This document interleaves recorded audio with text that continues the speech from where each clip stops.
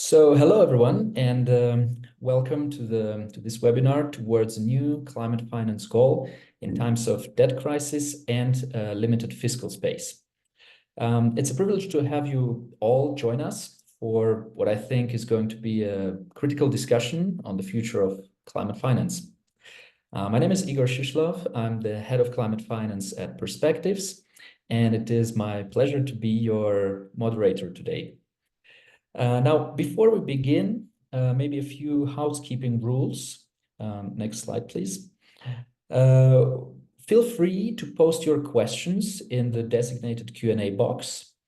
Questions will be answered in the Q&A sessions. We're going to have two of them. The first one after the keynote presentation, and then the second one after the panel discussion.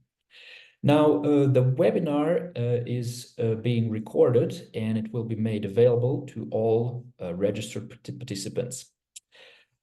All right, now, as many of you are aware, the new collective quantified goal on climate finance, the so-called NCQG, will be determined later this year. And with COP29 in Baku fast approaching, this webinar aims to bring together really some of the leading experts in climate finance to discuss the best approaches for framing these deliberations around NCQG. So our objectives today are actually threefold. So first, we're going to explore the challenges associated with defining the NCQG within the international climate regime. Then we will try to highlight perspectives from both donor and recipient countries on the provision and mobilization of climate finance, hopefully also drawing on some of the lessons learned from the 100 billion goal. And finally, we're going to examine the inclusion of loss and damage considerations in the NCQG discussions. Now, we have, as you can see, a very interesting agenda lined up here, starting with a presentation to set the scene, followed by a panel discussion featuring diverse perspectives. And we will conclude, as I said earlier, with an interactive Q&A. All right, now, without further ado, let's get started. And it is my pleasure to introduce my colleague, Sherry Ombuya, who is a climate finance researcher at Perspectives. Her research interests include identifying innovative sources and instruments of climate finance at the international level, and how finance flows can be made consistent with our climate objectives. Sherry also follows the UN climate change negotiations, including deliberations on the NCQG. And actually, Sherry just got back from Bonn, and she can therefore present the current state of play of climate finance negotiations. So without further ado, Sherry, you have the virtual floor.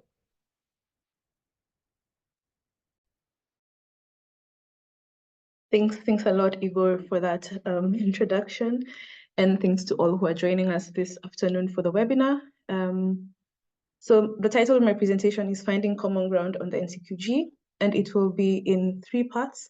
So we'll have a bit of a backward-looking element, looking at the process so far in the negotiations, and then looking at what the country priorities so far are, and then I'll also try to outline a vision that we have kind of worked on in the last months on how we think parties can move forward in unpacking some of the sticking points or areas of divergence in the negotiations so far. So at COP15 in Copenhagen in 2009, developed countries committed to a collective goal of mobilizing $100 billion per year by 2020 for climate action in developing countries. And this was in the context of meaningful mitigation actions and transparency on implementation. And the goal was further formalized in 2016 as part of the Cancun agreements. And in 2020, at COP21 in Paris, the goal was reiterated and extended to 2025. So as part of the decision adopting the Paris Agreement at COP21, parties agreed to set a new collective quantified goal, the NCQG, on climate finance from a flow of $100 billion per year by 2025, and in this context, considering the needs and priorities of developing countries. So the CMA, that is the Conference of Parties serving as the meeting of the parties of the Paris Agreement, will have the responsibility to decide on this target at Baku later this year.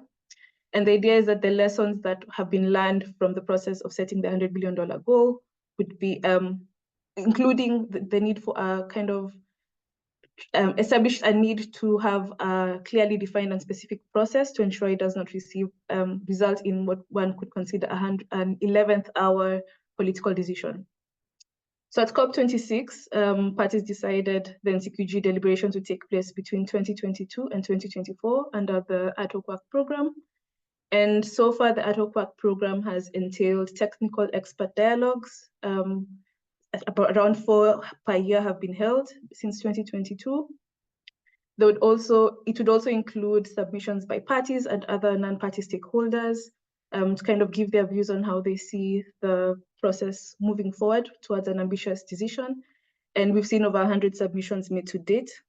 Part of the work program also includes annual high-level ministerial dialogues and CMA stocktake, which are supposed to support the decision-making.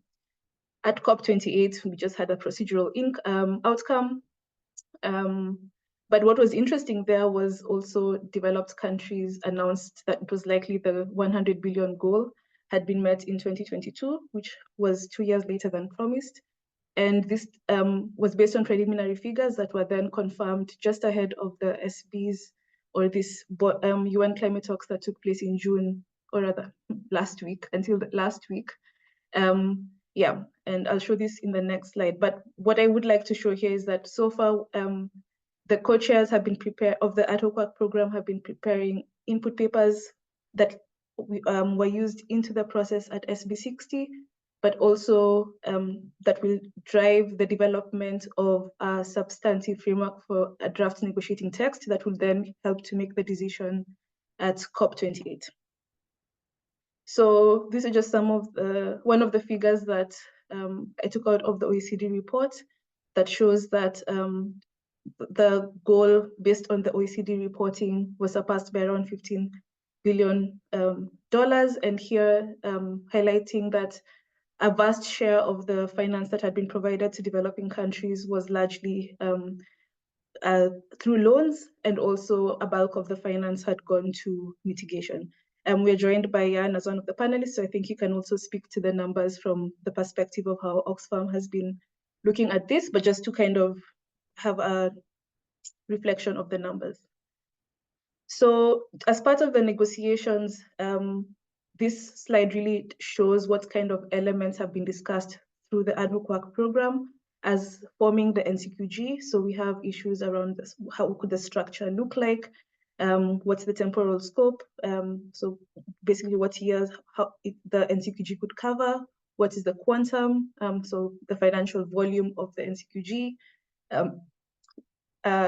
what are the sources of finance, what's the relationship with different parts of the Paris Agreement, issues around quality, transparency arrangements, and I'll go deeply into this based on how the different parties have been positioning themselves.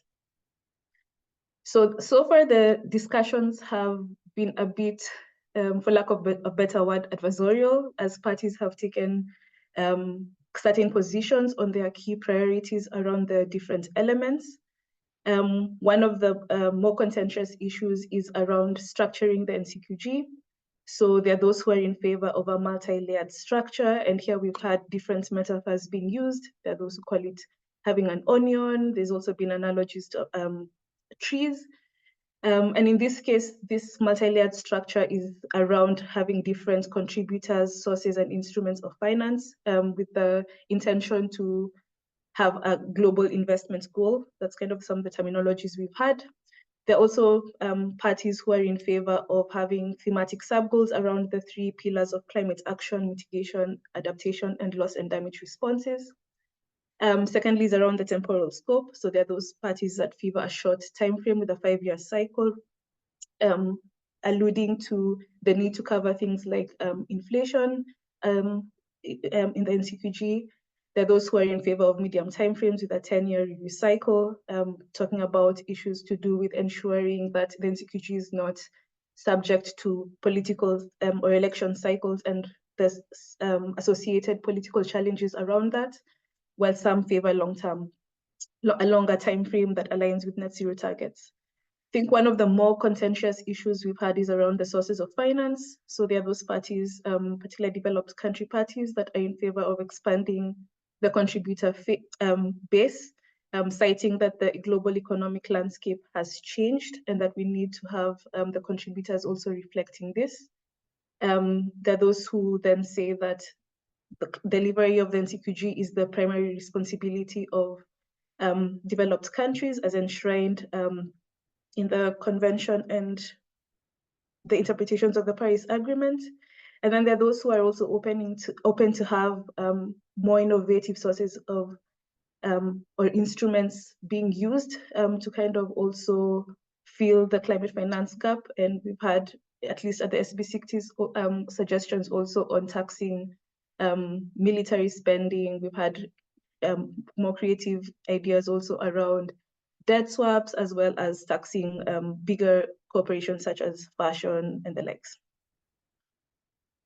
Another area of contention is the relationship between Article 9 of the Paris Agreement, which in several parts kind of illustrates the different responsibilities of parties. So who should provide and who shall provide and mobilize finance, who can do so in a voluntary capacity. There's also in the Paris Agreement framing around this being a global effort. So there are different interpretations of that by the different parties, and then how to link this with Article 2.1c of the Paris Agreement, which talks about making financial flows consistent with a climate resilient, as well as low emission development pathways. Again, this is partly linked to the structuring of the NCQG. So those who see the inclusion of Article 2.1c see it in a way that it can allow for multiple sources of finance, both private and public, as well as international and domestic finance. And there are those who then say that it should be limited to parties of the Paris Agreement, again, highlighting that they feel the responsibilities on developed countries. There's common agreement that the NCQG should have qualitative elements. I think most parties have agreed on this. Again, there are those who favor grants. When one looks up around what quality is, much or fewer favor loans included, and those who do, and some of those who favor loans want it to be highly concessional, highlighting the issues around debt sustainability. We've seen access emerge as an area of alignment between most parties, especially the discussions at SB60, but then the modalities of how this access can be made better is not yet clear. We've also had discussions around enablers and disenablers of finance as a way of addressing quality issues, where those developing country parties also highlight the issues around high cost of capital when it comes to mitigation measures, or the issues around accessing finance from the financial mechanisms. There are also those who see that the NCQG should be more outcome-based, so looking at ways to check the effectiveness and impacts of climate finance. Lastly, again, one of the emerging areas of convergence seems to be around transparency arrangements.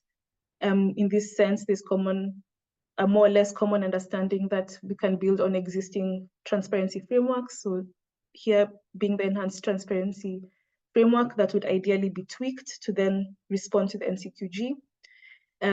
Less agreement on the need for a harmonized or universal definition of climate finance. This is largely emerging from developing countries who would see such a definition as crucial. And then also a bit of divergence on whether existing bodies, such as the Standing Committee on Finance, can inform and the progress on the NCQG, or whether we would need to establish a new body. So with this in mind, and given that the SBs did not really end with a concrete way forward in terms of substantive discussions, given that many parties felt that the last iteration of the input paper that was or text that was shared by the co-chairs of the ad hoc work program was a bit unbalanced in presenting their views. We had initiated some work on trying to think of how the NCQG decision could look like at COP29. And that's what I'll briefly present as kind of a way we think some of the most sticking points can be unpacked.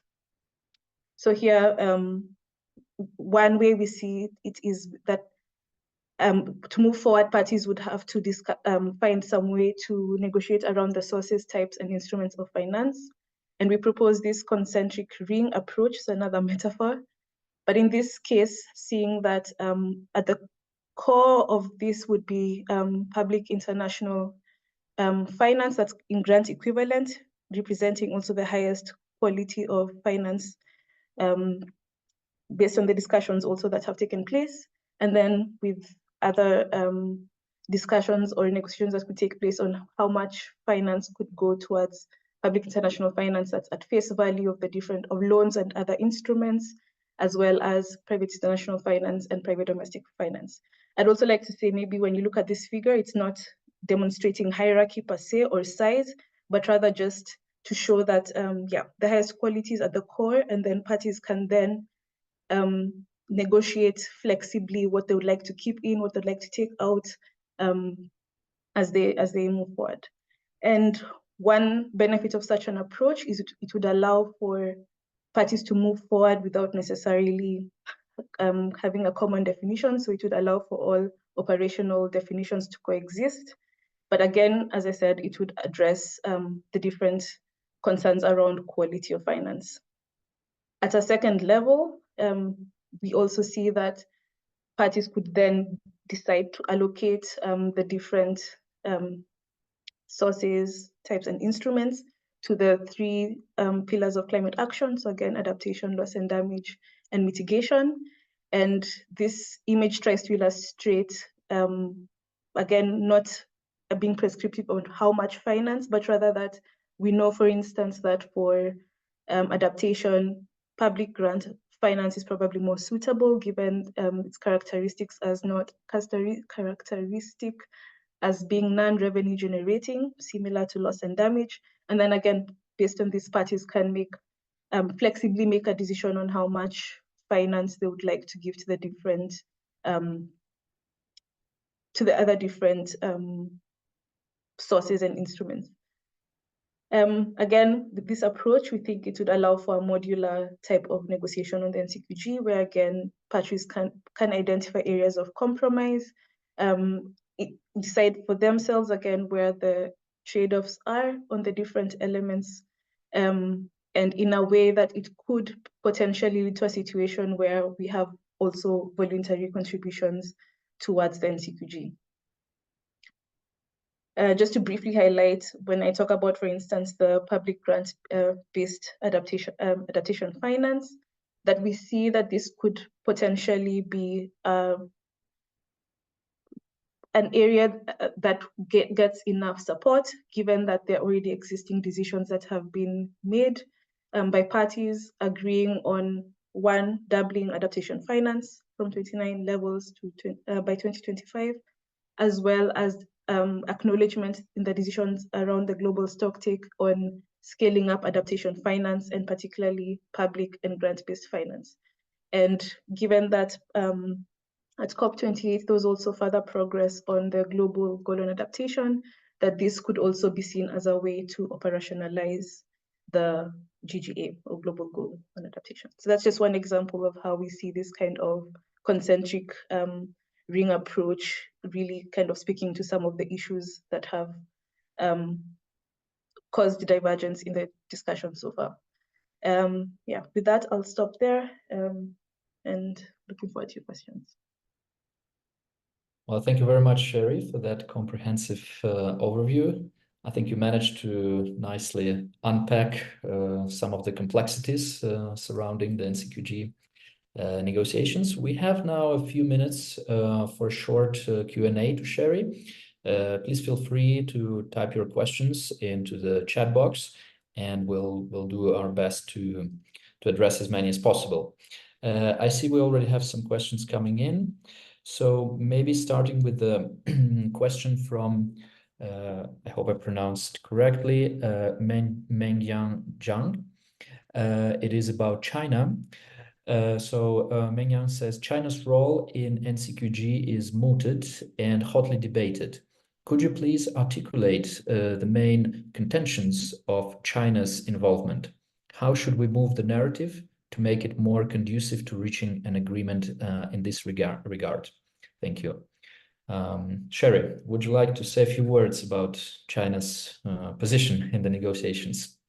So do I understand it? Is it based on China's own position or how parties perceive China within the negotiation? So maybe I would try and see both. So yeah. Based on the discussions, as I mentioned, one of the contentious issues is around expanding the contributor base. So when parties were negotiating under the convention, we had the kind of obfuscation of around like who were annexed to and non-annexed to countries. And there it was only the developed countries who really had to contribute towards climate finance. Now, in the discussion so far, a lot of the developed countries have highlighted that the economic landscape has changed. So the countries whose GDP has increased, issues around global gross national income, as well as high emissions per capita. High emissions, when we look at different countries, China being discussed as one of those countries, and there's a feeling that it is now in a position to become a contributor and rather than a recipient of climate finance. However, this is contested by the groups, by the developing country groups. So it's not only China in this regard, there are other developing countries who fall within that discussion as well, where they say that they are not really here to kind of renegotiate some of the responsibilities that have been defined within the convention and the Paris Agreement as to who provides the climate finance and mobilizes, climate finance, as well as who should receive climate finance. So I think it's one of the more interesting discussions to see how it pans out in the next months as we head to Baku, whether there will be any agreement towards expanding the contributor base in this way, or whether, a landing zone would rather be that they welcome China to continue to contribute voluntarily, given that some of the discussions have also highlighted that China is already contributing in what are called like south to south flows that are not always accounted for in the climate finance. Yeah. Thanks, Sherry. We have a couple more questions. We have a question from Yara Saab. Yara asks, says, thanks for this proposed structure presented by Sherry. Has this been stress tested with negotiators? What are groups' positions on this? So, so this discussion note has been developed ahead of the SBs and was circulated among some of the negotiators to just kind of start a conversation, hoping that it would kind of lead to more landing zones as part of the discussions. So I think in some ways there's a bit of agreement also when one just listens to the negotiations in the room around things like, again, grant-based adaptation finance. But the SBs were not necessarily the right, I guess, the environment where one could really tell whether it would move forward as really contributing to countries finding landing zones, as we're still at the stage where the text itself is open to discussion. So I think maybe in the more subsequent meetings under the ad hoc work program and the COP is where we'd likely see how much it can unstick the sticking points. Thanks, Sherry. And maybe one last question, and then we will move on to the panel discussion. This question comes from an anonymous attendee. In the past, many big finance-related discussions were made as a compromise, using mitigation as a negotiation chip between developed and developing countries. How likely do you think this will happen again? I'm not so sure I understand the question. So my understanding is that the person is asking how likely, to achieve an agreement on finance, how likely there will be, maybe compromises on some other streams, such as mitigation. So basically using it as a negotiation chip, which I think is quite a common, let's say, thing in climate negotiations. But yeah, I don't know, Sherry, if you have anything specific to say on that. If not, maybe we can also pick this question up during the panel discussion. Perhaps I can try to answer it. So I think from myself, what I've observed is this time it's rather the other climate action types that have more prominence, at least from the developing country perspectives, where when they discuss what they see as their needs and priorities, adaptation and loss and damage features quite a bit, given that already mitigation action has been a bit slow. And also we've had different contributions on how anyway the mitigation finance has not flowed as was expected, given that it was either concentrated in certain regions or there was still quite a few challenges around like the high cost of capital, for instance, when one looks at sectors like energy, which are also touted as being more effective for mitigation. So I think I see a shift a bit in the way the developing countries have positioned themselves, and also when one starts to see some of the coalitions, so to speak, that are have formed. So like at SP60, we saw the LDC group and AOCs coming together to really advocate for their special circumstances and unique vulnerabilities, which are also kind of centered around addressing adaptation and loss and damage. That would be my response to that.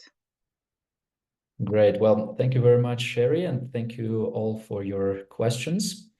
We may still pick up some of them during the panel discussion. And now we are going to move to the second part of our webinar. We have with us some really seasoned experts who will provide diverse perspectives on climate finance, including research, donor, recipient countries, and also the civil society. So it is really my pleasure now to introduce our distinguished panel. I'll do it in alphabetical order. So first we have with us Brenda Mwale, who is a member of the Loss and Damage Youth Coalition based in Malawi, supporting the Malawi LDC Group chairpersonship. Brenda has served as a negotiator for Malawi on loss and damage. She is a core member of the Loss and Damage Collaboration and an active member of the Loss and Damage Youth Coalition. Brenda's expertise includes policy advocacy, community engagement, partnerships, and intergovernmental processes. Next, we have with us Jan Kowalczyk, who is a senior policy advisor for climate change at Oxfam, Germany, and has followed the UN climate negotiations for over 15 years. His work focuses on German climate and energy policy and international climate finance. And Jan is one of the authors of the Oxfam's Climate Finance Shadow Report, which assesses progress towards the 100 billion climate finance goal. Next, we have with us Henrike Reich, who is the deputy head of climate finance at the Ministry of Foreign Affairs in Germany. She's the German lead in NCQG negotiations and part of the EU delegation. Henrike also serves as a member of the UNFCCC Standing Committee on Finance. And she has previously held other roles at the German Federal Ministry for the Environment, Nature Conservation and Nuclear Safety, BMU, as well as the German Corporation for International Cooperation. And last but not least, we have with us Raju Pandit Chetri from the Prakriti Resources Center, which is a policy and research NGO based in Kathmandu in Nepal. For over a decade, Raju has been working on international climate change policy processes under the United Nations Framework Convention on Climate Change and also with the Green Climate Fund. He has previously served as a member of Climate Change Council for the government of Nepal and Climate Finance Technical Committee in the Ministry of Finance. So now we're going to go into our panel discussion, and we have prepared 2 rounds of questions to our panelists. The first round will be sort of retrospective, discussing some of the key lessons that we have learned from the 100 billion climate finance goal and how they can be applied for the NCQG. And the second round of questions will be a bit more forward-looking towards COP29. Now, each of the panelists will have about 4, maximum 5 minutes to answer each of the questions, and then we will make sure to take a round of questions from the audience. So let's get started. I would like to start with Jan.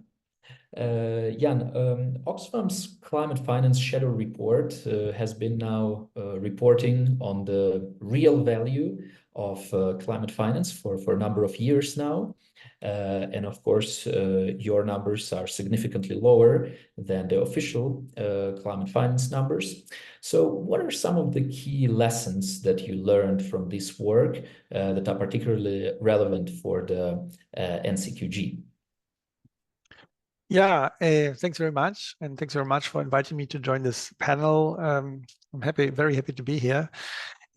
Our shadow report that we've done now 3 times, and we'll do one next year again, covers a number of issues. We're not only looking at what you refer to as the real value of finance as reported, but we also look at other aspects of quality, of thematic allocation, of loans versus grants and so forth. So there's a number of conclusions that can be made from the findings of our report. Maybe to start with on the real value, what we do is we're not, I mean, just to be clear, because sometimes that gets misrepresented in media reporting, for instance, we're not questioning the validity or the technical quality of compilations on the 100 billion, such as the OECD report now reporting 116 billion for climate finance in 22. What we try to do is we try to assess or provide an estimate how much financial effort is behind those figures on the side of developed countries as contributors to it. So as an approximation, what's the real value in the sense of north-south transfers that happen? Because $1 in a grant is something very different than $1 in a loan. And when you want to compare contributing countries, but also when to get a bit of an idea how much support or assistance, which is more linked to the obligations in UNFCCC in the Paris Agreement, developed countries actually provide, we found our estimate, let's put it that way, maybe a useful addition to the officially reported figures, so people can get a bit of an understanding what these figures actually mean, or maybe what they don't mean. And we've consistently found, as you said, that the support value is of course way lower than the reported figures. And I said it doesn't question these figures as such, but it shows how reporting practices lead to numbers that are far bigger than the actual support behind the reported figures. So that's one thing we found. It's about less than a third of the reported figures usually, and we'll publish new figures for 22 in a short while. Less than a third than or the support value is less than a third than what officially reported figures seem to suggest. And as I said, I'm not questioning the figures as such, but as a perspective, what does it actually mean in terms of how much support was actually provided on the side or by developed countries? I should say two more things that are coming out very clearly from our report or from the shadow report exercise. And these are not new things that are alien to everyone. Will have heard these, of course, before. But we also look into the distribution between financial instruments. And Sherry, you mentioned it already, that a large or a large part of climate finance is provided as loans. That's more than half of it, way more than half of it. And the majority of these loans are not even concessional. So these are loans that many developed countries extend to developing countries, but will eventually make a profit from. And that's, of course, one can wonder, is that the best way to support developing countries by incurring more debt onto them, worsening the already crushing debt levels in many countries? It doesn't mean loans are a bad thing as such, but it's one needs to be very careful when using loans when they risk increasing the debt burden of developing countries, many of which are in debt distress or suffering from reduced fiscal space and the worsening debt burden. And that's something that the NCQG discussions are addressing, and proposals are there from some countries that we also find quite interesting to look at. Maybe we can discuss it a little bit later. And then lastly, because I think I'm already running out of time, what also the OECD reports itself and what everyone recognizes and what our report, of course, also confirms is the imbalance between the allocation between mitigation and adaptation, where adaptation still gets, I'd say, neglected, and something that has been tried to address by this, by the doubling of adaptation finance by 2025, which is de facto a sub-goal for adaptation in the context of the 100 billion goal. And that's something that we think is a lesson we should take serious when designing the NCQG. There's lots of ideas of having sub-goals for adaptation in it, and whether you call it a sub-goal or minimum floor or whatever, something that protects that there's a certain amount of money guaranteed to go into adaptation seems to be a lesson we can draw from the 100 billion experience. And lastly, we all know loss and damage is not included in the 100 billion goal. That's nothing new to everyone here, I guess.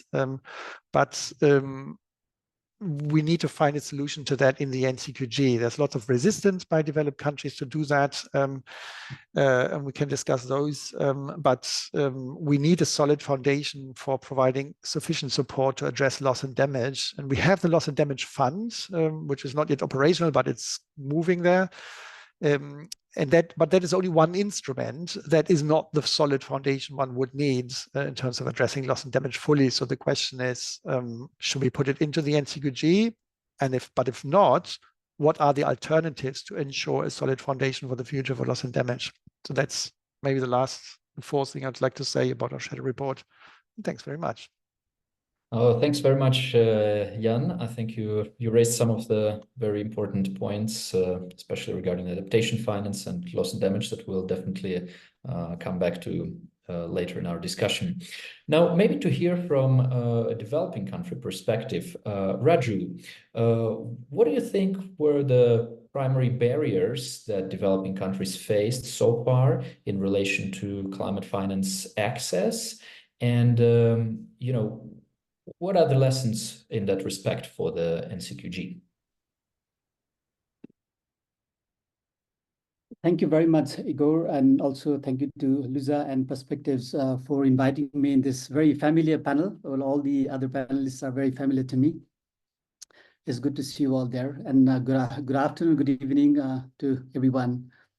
Well, if you look at some of the challenges or the access issues that you just mentioned about, I'm going to come from a perspective where I come from a least developed country, Nepal, but also we are very closely working in the least developed countries group, which is 45 members with a similar country context. From that perspective, the building of that, past experience is basically on the implementation of the 100 billion goal. That's where essentially the elements lie. And whatever the experiences that has come, there are different ways of looking into that and how it went, and you might have a different perspective. Jan just gave about that 100 billion, what is from his organizational perspective.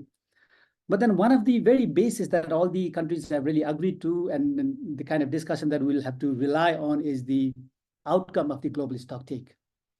And one of the sections there and one of the pillars was about finance, the delivery, where the quantity was met or not, in terms of the quantity, where the qualitative side was met or not. Those were very clearly stated there.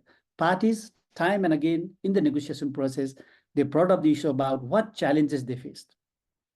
That's why for in a country like mine or groups like ours, when we talk about the climate finance, of course, quantity is important because it was agreed like 10, 12 years, the 100 billion target was very much important. But at the same time, even we know that when the quantity was not made, whatever the available resources were there, qualitative aspect was extremely important. That is what we found extremely important on our side. I'll give you a few aspects why that part was very, very important for us. Because if you look at the global stock-take, one of the things that it very clearly tells us is who are the ones benefiting from the global climate finance. Where is the concentration of resources really gone into, and what was the areas that were more invested in? If you look at that from that perspective, you'll see that there are varieties of various issues where you can pinpoint to say that it was primarily the countries with low capacity, which has pre-existing situations of poverty and underdevelopment and not having what they call enabling environment. Those were the countries that needed the resources the most. With the impacts of climate change, those are the countries that needed the resources the most. But in fact, in reality, those were the countries that received the least. Again, this is a very paradoxical thing, because if you look into reality, where did the large chunk of climate finance really go? And that's where the context comes in. So when I say from the country like mine or the groups like LDCs, there are a few things. One, the low capacity of these countries to access international finance was taken as a very key aspect, because their ability to really respond to the needs, their preparation in terms of accessing the resources, institutions in their own countries, that made it really difficult for them. The other part was, like, even if you had that resources, they were channeled through various channels, like they came from bilateral sources, multilateral MDBs, and then we also have dedicated climate funds like the Green Climate Fund, GEF, GCF, and several others. So you see this, all these channels have their own ways of how they deliver resources. So for a country like with the low capacity countries, understanding these processes of all these institutions were extremely difficult and challenging. They were too burdensome, trying to meet their requirements, trying to be up to the mark to deliver what they ask for, where of course was very much of a difficult situation. The other part is, now if you see what Jan talks about also in the report, is it's very much the climate finance is very much skewed towards mitigation. And countries like ours are the ones who need more adaptation resources. That is the very reason in COP26 we had to make a decision to double that adaptation finance, basically because this was more skewed towards mitigation angles. And our countries, we're suffering from these impacts, need more adaptation resources. And even in adaptation resources, what happens when that person is low, it already means that it's coming less. Even when that the person is there, more loan is being pushed. Our countries are already indebted. They're paying way, way beyond. There are several folds of what they receive every year in terms of returning the debt servicing it. So they cannot just take the resources because the resources are out there, unless you don't pave that way for them to have that easy access, reliable access, and say that you will not be indebted with the climate finance. That is doubly punishing them. So these elements make it extremely difficult.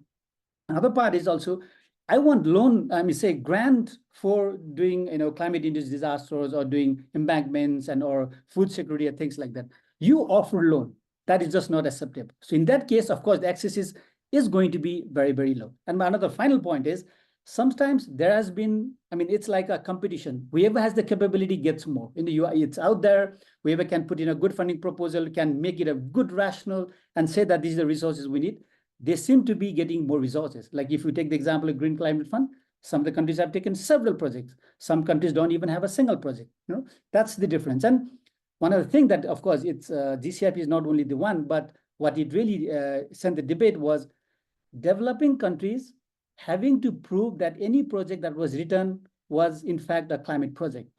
They were seeking climate rationale for adaptation work. Now, this was extremely difficult for countries that did not have data of 20, 30 years. They didn't have proper recording of the hydrometeorological data. For them to prove that any project that or any disaster that took place was due to climate impacts was extremely difficult. So these are several elements, given the capacity of the countries to meet these requirements, the access of these for these countries are extremely difficult. So I will talk about it later. I think I went a little longer, but then when you talk about what it needs to be reflected in NCQG, I'll come back. But in order to really correct it, what we have learned good lessons from the 100 billion goal. We have a global stock data that really informs us. We'll have to just stick to and be guided by what the outcome has come in there. I'll stop here. Maybe I'll come back later. Thank you. Yeah, thank you, Raju, for outlining some of the challenges. So I think it's a good segue to Henrique. What would be your response as a developed country representative? Are you thinking about all these challenges? What are some of the challenges you are facing to address these issues? Yeah, thank you very much. And I think there are a lot of very valuable points already mentioned by Jan and by Raju.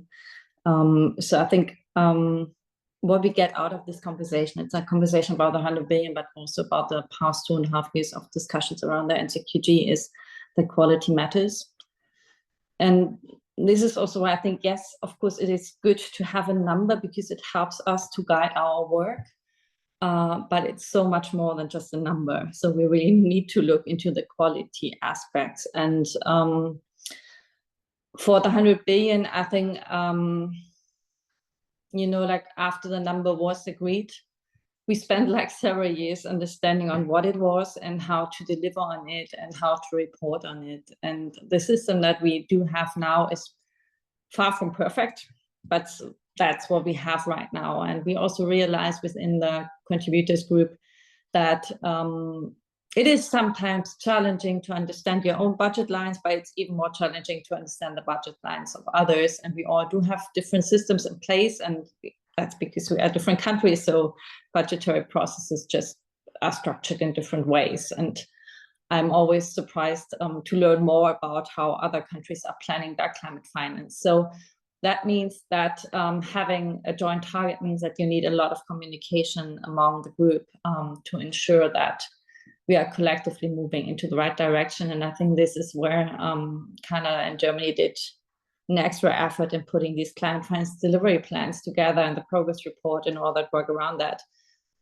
which is not highly appreciated like when it comes to like being formally cited, but I think which is really useful in order to move us into the right directions and to see what we are all doing collectively. And I see the difficulty of having all the different channels up and the different climate funds that are coming with very specific calls on templates and monitoring systems and whatsoever. So I think we really need to improve the coherence there between the different funds. And that is a task for all of us who are then working in these different boards to get that into a better and easier accessible shape. What I think is we improved the climate finance environment quite a lot if we look into it from a perspective coming from 2009. But we also have to admit that it's very complex and it's not only climate. So it's like we are tapping into various dimensions. So it's overall governance aspects. It's like depth. So it's not only climate, but it has a lot of development aspects. It has a lot of governance aspects. We are debating the international financial reform agenda quite a lot over the last 2 years. And we are trying to find solutions to these kind of problems, which is definitely not easy and sometimes very detailed. And we have to understand the different perspectives. For us, when it comes to mobilizing funds from home, so to say, because I'm also like in a position like within the German government that we are trying to get more climate support for international climate action. And that is, of course, also a challenging national debate. And we have to convince our taxpayers that we should spend more on international cooperation and more on international climate cooperation. It's not an easy task these days, and this is also why, and this is already now jumping a bit into the next round of discussion, this is also why we are looking into who else should be contributing. Because we do get a lot of questions why other very rich countries are not contributing.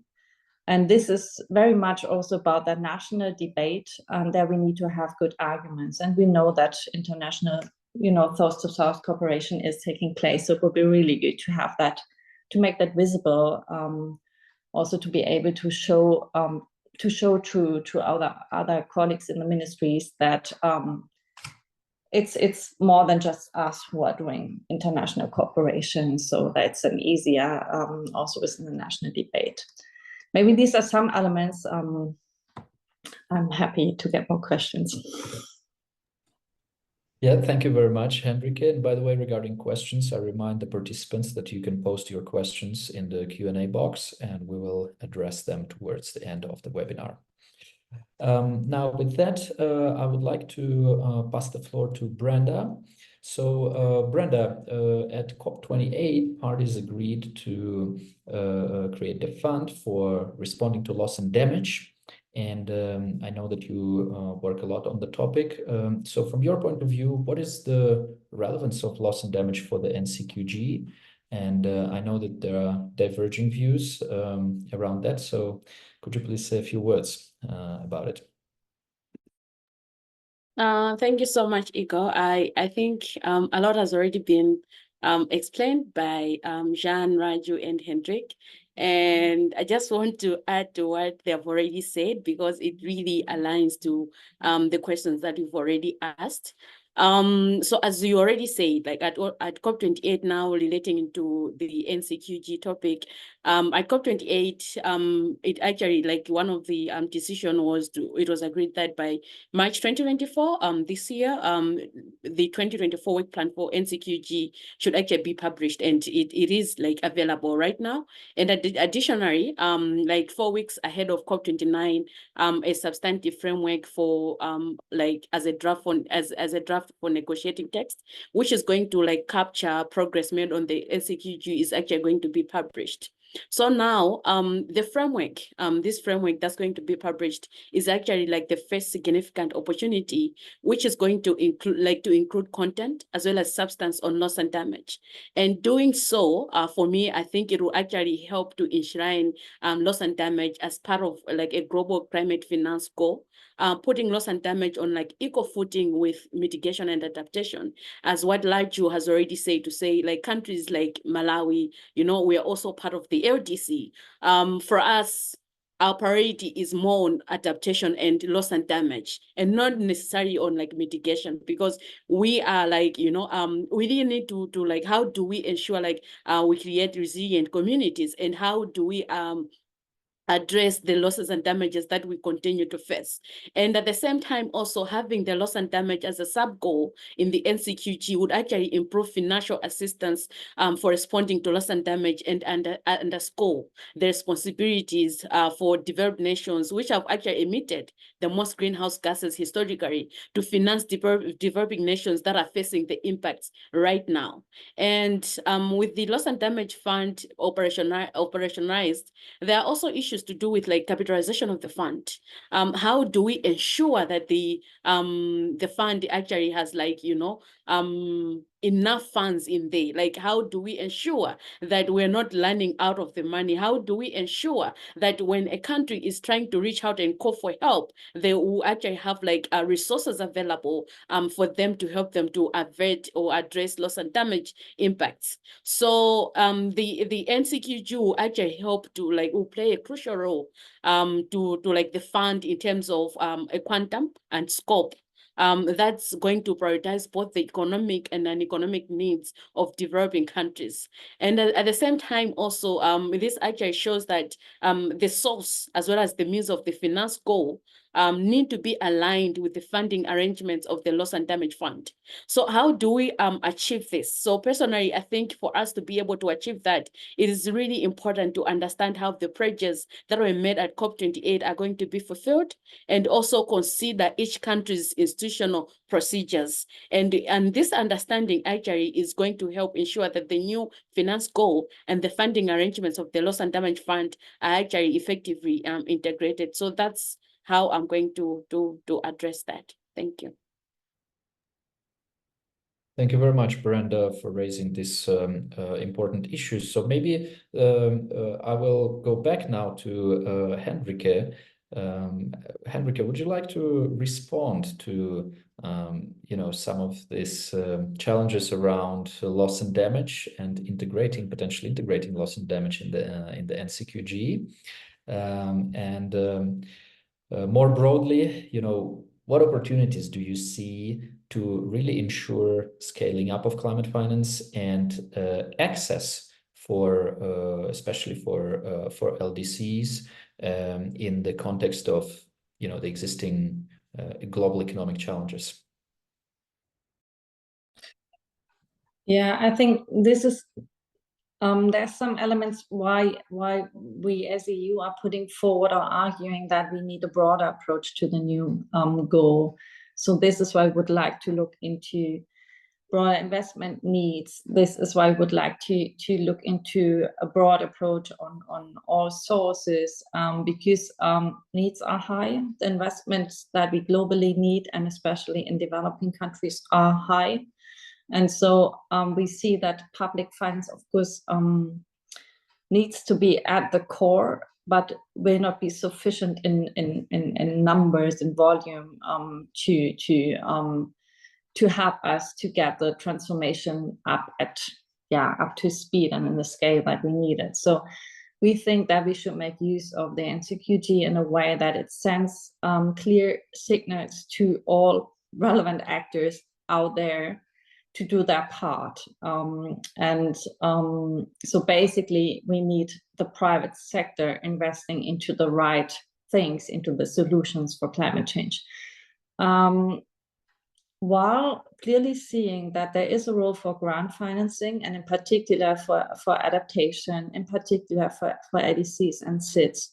So we don't see the private sector going in large scale into ADCs or SIDS at the moment. So, but if we manage to get the private sector taking in the actions that are easier for them to take, like mitigation in, let's say, middle-income countries, so that we don't have to spend public finance on these kind of activities, that will help us a lot to get emissions down at the same time, and to channel the public finance to those most in need. Because we have to move mitigation and adaptation at the same time. So if we focus all on adaptation, and if we're not getting the emissions down, so that's not working out. So we need a solution where we make best use of our sources or instruments. So there is a role for loans to play, but of course we have to evaluate in which situation it makes sense, depending on in which country we are investing, depending on the sector that we are investing in, looking, of course, into the conditions that loans come with. So I think there are good reasons, but always very specific reasons, looking into the particular cases and instruments. We saw a clear call for a stronger case for ADCs and SIDS during the Bonn session, and I think this is something that we definitely need to reflect on in the decision text, let's say, but also like in real terms. So the structures in place that we need, are we spending our finance the right way? Have we not been paying enough attention, because every single country programming climate finance, they program it according to some priorities, depending on their bilateral cooperations with countries and the feedback they get there. And so I'm always a bit worried that we do have some blind spots somewhere, and it's sometimes a bit difficult to identify those, because we don't of course, we don't have like a global coordination of everything, but it's important that we are aware of blind spots and that we change that once we have noticed it. And I think that we have to take a step back and see what needs to be changed. And that step back, it's not only for how we program our climate finance, but it's also on the national and international enabling environment. So it's talking to the international architecture reform. What needs to be changed for this century? Do we have the institutions in place that we need for this situation that we are currently in, facing the climate crisis? And these are all elements that we would like to reflect in an NCQG decision, knowingly that we are not the ones at UNFCCC deciding on it, but we can, of course, send signals to the ones who are then in charge to take decisions. Yeah, maybe I stop here. Thank you, Henrike. Maybe coming back to the developing country perspective, Raju, from your point of view, what are the concrete ways in which we can ensure that the NCQG really responds to the needs and priorities of developing countries, including, some of the special circumstances of LDCs that you mentioned earlier? Thank you very much, Igor. I think we are pretty clear on when you talk about the NCQG process going forward. I mean, of course, first, the name itself is a quantified collective goal, right? So we need to really quantify what that is. So I think the unfortunate part is we have not even entered into that debate, though we call that this is what we need to really happen. But at the end of the day, that is where the landing zone will also have to be, like, regardless of it incorporating other elements of that NCQG. Now, as you said, talking about the needs and priorities, well, country, including mine, we have already prepared very climely the nationally determined contributions. The national adaptation plan has been prepared. The long-term strategy has been prepared. We have, climate change policy and other policy processes that, talks about driving the development, aspect into more low carbon and climate resilient development. But at the same time, these documents talk to specifically addressing the climate needs of the country. Now, if you look at the needs and priorities, it's clearly set. We were supported to make NDCs. We were, by the Green Climate Fund, we were given up to, I think Nepal got about $2.9 million to prepare the National Adaptation Plan. These documents were prepared, saying that, okay, now if you prepare this, we'll also help you implement them. But the unfortunate part is, until now, documents seem to be just gathering dust instead of rolling into actions. So that's where the fundamental problem lies. So one thing that the NCQG will clearly have to respond to is the needs and priorities of the developing countries, which again, of course, includes mine and other LDCs and CIS and all those countries who have present that. And that has even been captured in the needs assessment report and a needs determination report. The other part that Brenda talked about earlier is something that loss and damage is yet to be captured. So that is the portion where now, because of the lack of, or let's say because of the inaction on climate change, now we are leading to such a devastating aspect of a lot of climate disasters all around the world. So we are already entering the phase of living with loss and damages. So that needs to be covered or responded by the NCQG perspective. Otherwise, we are leaving out a very large chunk of climate impacts. So that is a very key factors. But while considering this, the needs are there. We are saying that we want to be in line with the 1.5 degree world, which means that you also have to talk to the science. Then that giving that signal, and I would agree with Enrique that it's not just about these public resources, but also giving that very clear signals to other financial institutions, MDBs, and others to be in line. That is, NCQG would be extremely helpful.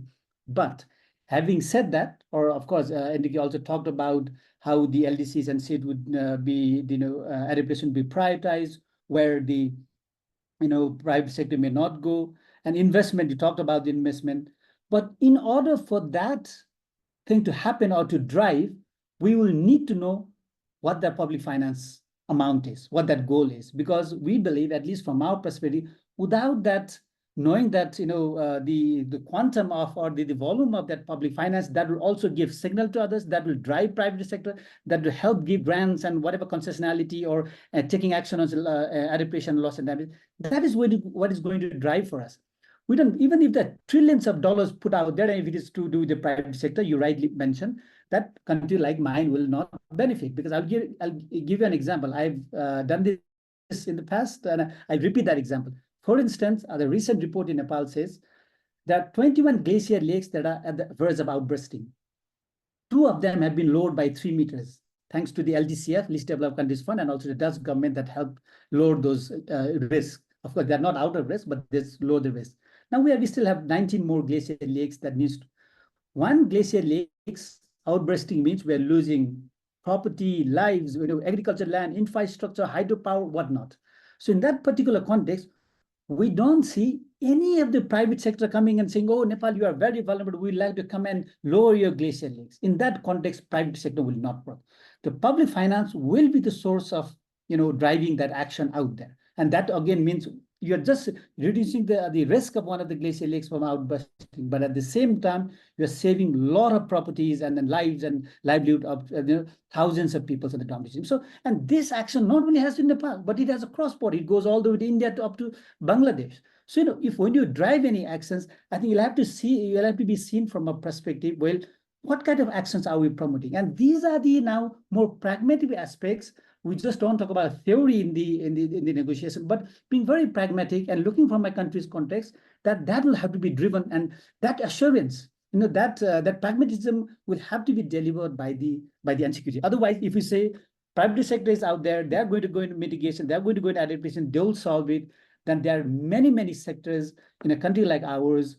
Private sector, we have not benefited from international private sector. And for us, when you say private sector, it is more of us MSMEs. They will need to be subject. They are in seeking for resources. How can we expect them to take action? So in order to drive that, small and micro enterprises and really help them support in terms of going forward with the income generation and other activities, then they may also be a friends in terms of taking appropriate mitigation actions, whatever of their capabilities. So looking from that is extremely important. And in sectors where there will be no return, grants will be needed. Otherwise, it's like either you suffer or you take loans. I mean, again, I just mentioned earlier, the loans are, it's like, you have the resources, but you're not able to take the resources. So that is a very key dilemma that many countries will be facing. Now, instead of going forward and meeting our sustainable development goals and all, meeting the entirety of the Article 2 of the Paris Agreement, we seem to be backtracking because so many of our development projects and initiatives have been backtracked or lost due to all these extreme events ongoing at the moment. So we'll have to take that into account. I will not take a lot of time, but just to stress that one size fits all is not going to work in NCQG, and that will have to be clearly recognized and addressed in this new initiative. Thank you. Thanks so much, Raju, and thanks also for making it really, concrete and, as you say, pragmatic. I think the question of grants is a crucial question here, especially if we talk about adaptation. Now, maybe moving on, Brenda, can I switch gears a little bit? You are a member of the Loss and Damage Youth Coalition, and I wanted to ask, from your point of view, how can the discussions around the NCQG reflect the priorities of the youth? Thank you so much, Igor. It's always hard to speak after Raju, because he just like encompasses everything that like all the right things that you really wanted to say. But getting back to your question, I think young people really like all the impacts of climate change are not seeing who is who. Everybody is being like impacted by the impacts of climate change, including young people and children. And also one thing that's very scary, so to say, is the fact that the impacts of climate change that like we are facing right now are not as a result of the actions that happened yesterday, which means it's young people and children who are going to continue face the impacts of climate change if no action is taken right now.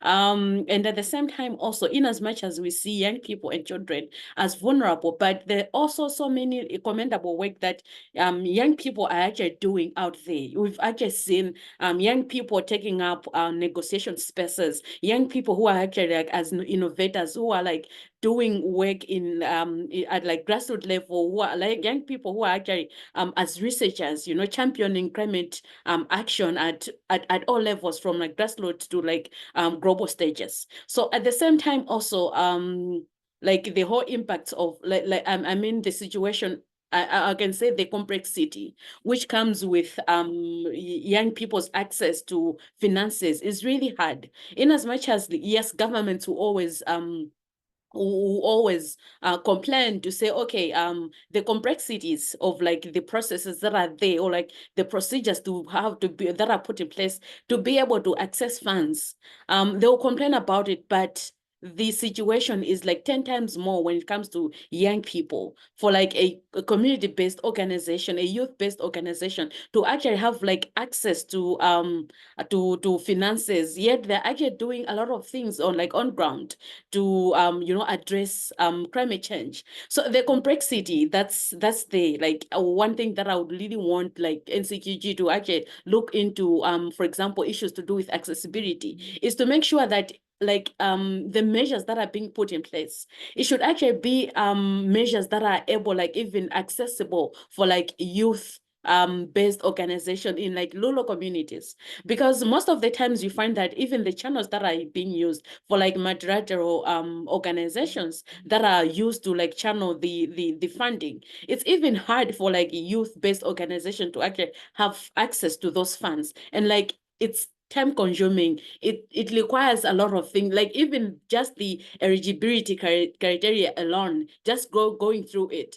like you actually know that young people and do not have actually access to be able to like, you know, get funding to all of that. So what I can say is that to make sure as we are fighting for accessibility, let's also include ensuring that local youth-based organization also, they can actually tap into the funding, because they're doing a lot on ground. And at the same time also, one thing that I would also say is like the predictability of the of the funds itself. Even at national level, it should be something that we know to say, okay, if at national level, this is how much we have like allocated to us. And then for like youth-based organizations, if we are going to apply for this, we'll be able to actually have like, you know, funding and then also timely disinvestment of the funding also. We don't want another, you know, GCF situation where you need the funding right now, but then you're like the disinvestment is like it's happening like 6 years later.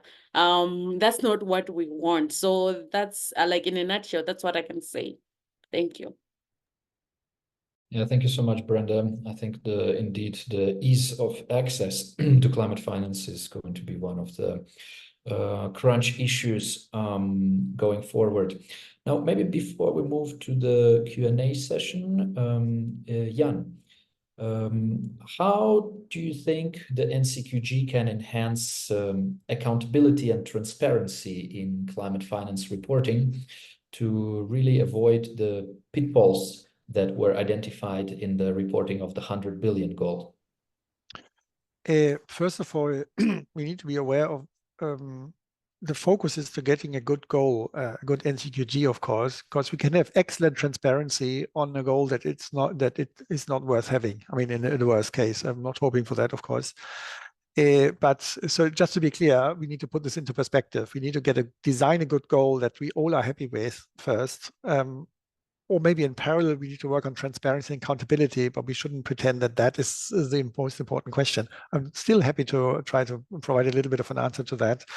First, on accountability, you can only hold someone accountable if that someone is also bound by it. So if you set let's say a global investment target, which is something that several developed countries are proposing, no one is responsible for that, or all are responsible, and that means no one.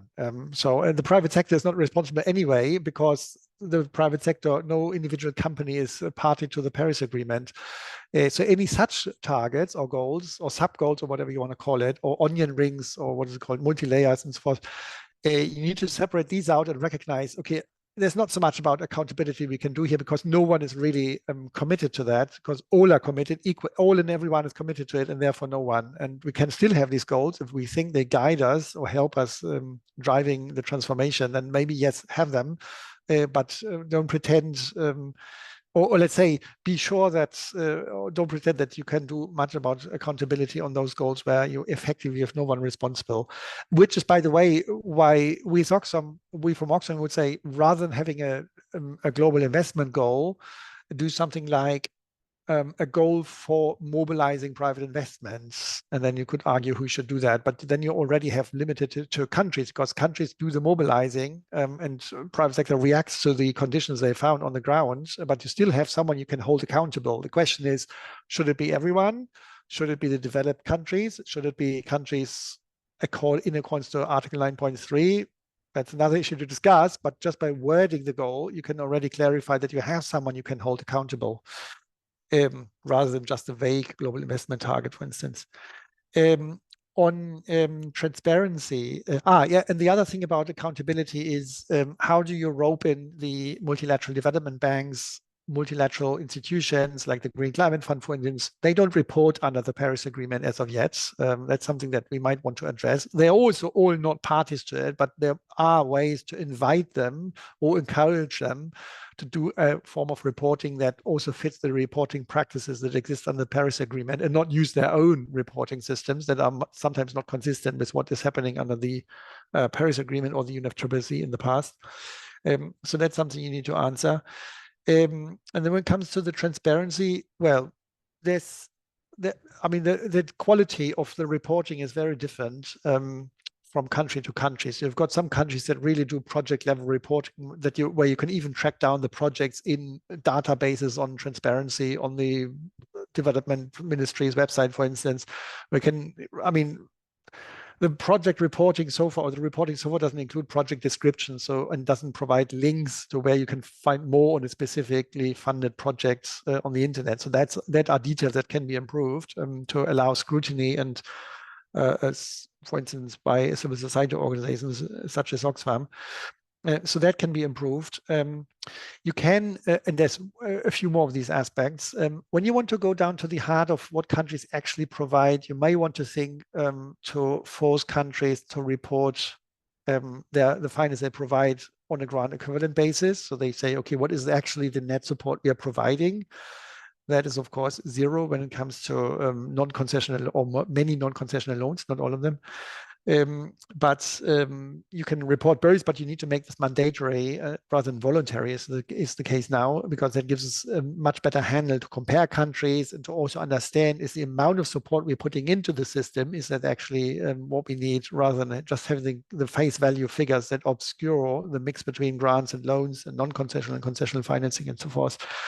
You may want to resurface the discussion on the definition of climate finance. There's various aspects why that is important. It was also mentioned before.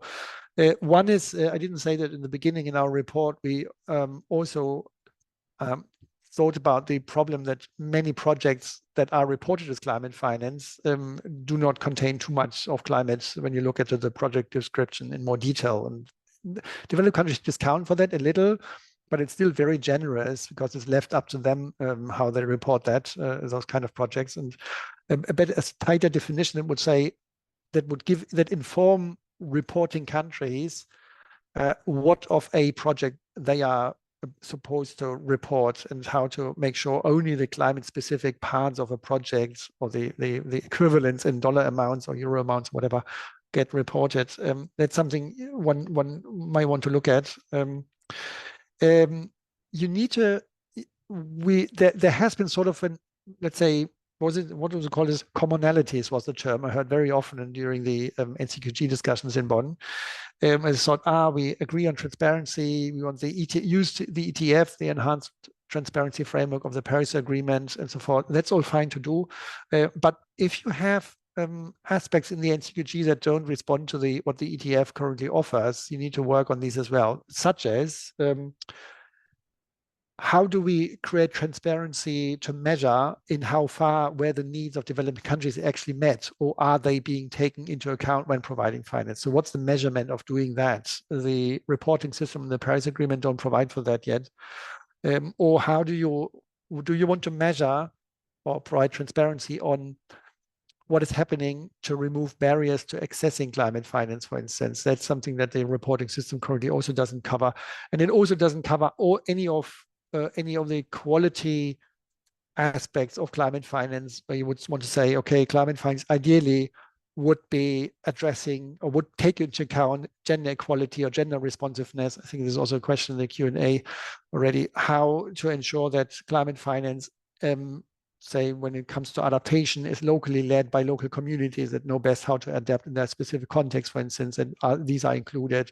How to make sure that implementing climate finance happens in participatory and inclusive approaches, or from a rights-based perspective, and all these kind of quality things you might want to have on the implementation level. That's not about so much what budget line the dollar comes from, but it's more about how to ensure finance is spent in ways that also adheres to some of these quality criteria that parties might deem important.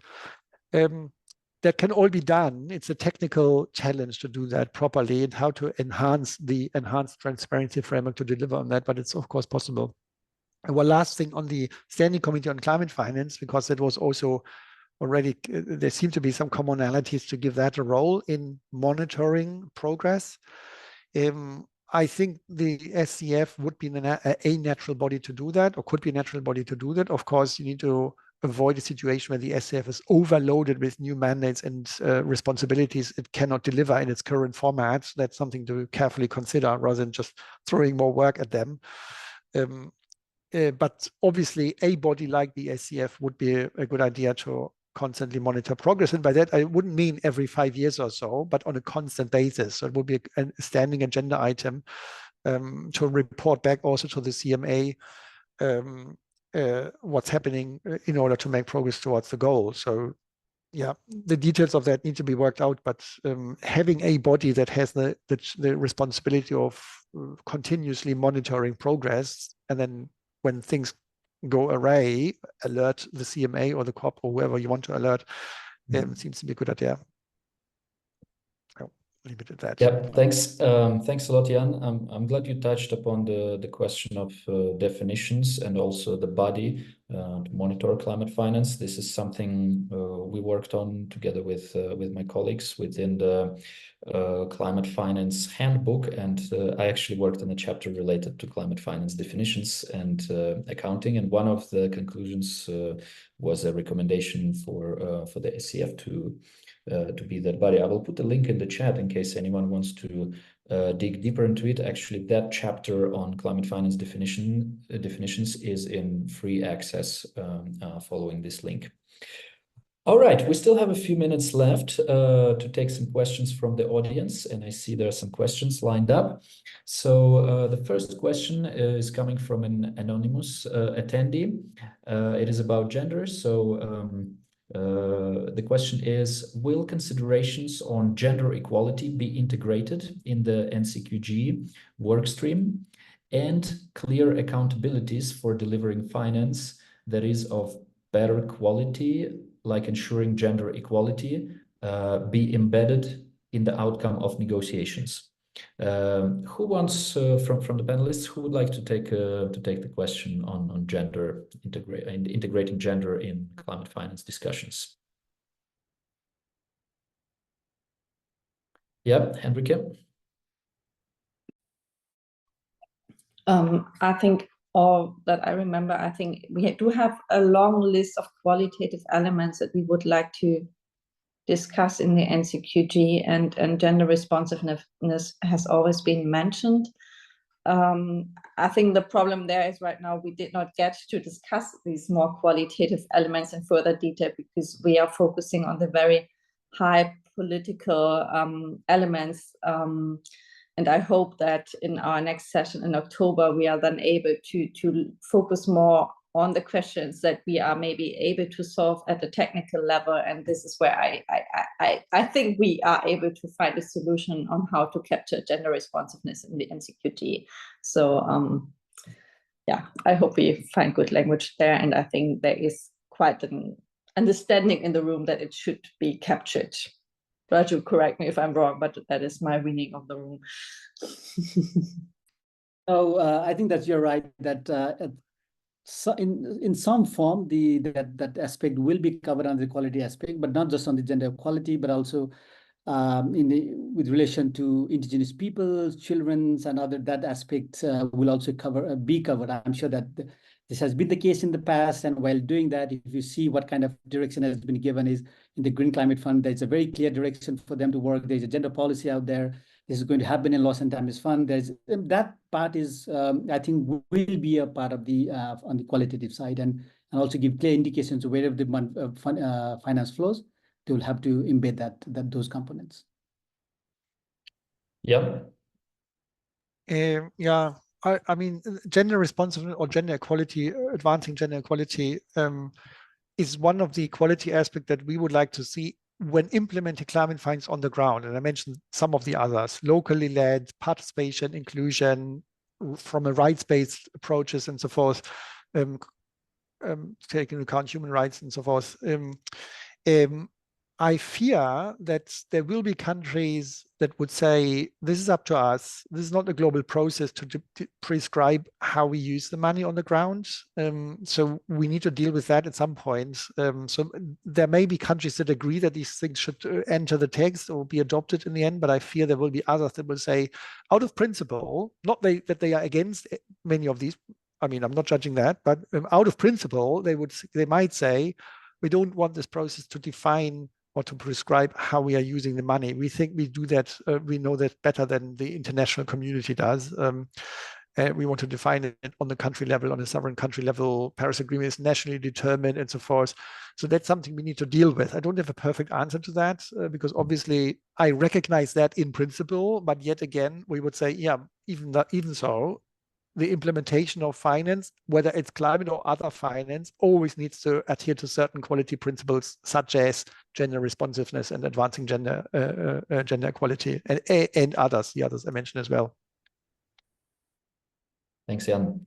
We just have really a couple of minutes left, so unfortunately we cannot take up all the questions, but I would like to use my privilege of being a moderator to ask the final question, and I will give you 1 minute each to answer that question.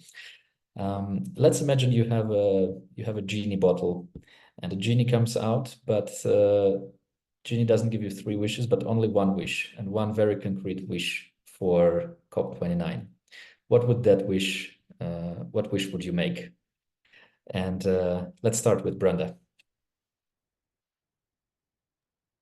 Thank you so much for that. I would say my wish is to see loss and damage included as a third pillar in NCQG.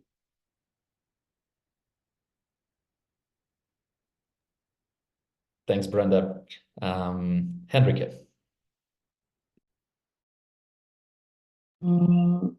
Well, I would like to see an ambitious result on the NCQG. And ambitious sounds very difficult and very empty, but I see it to be a full ambitious.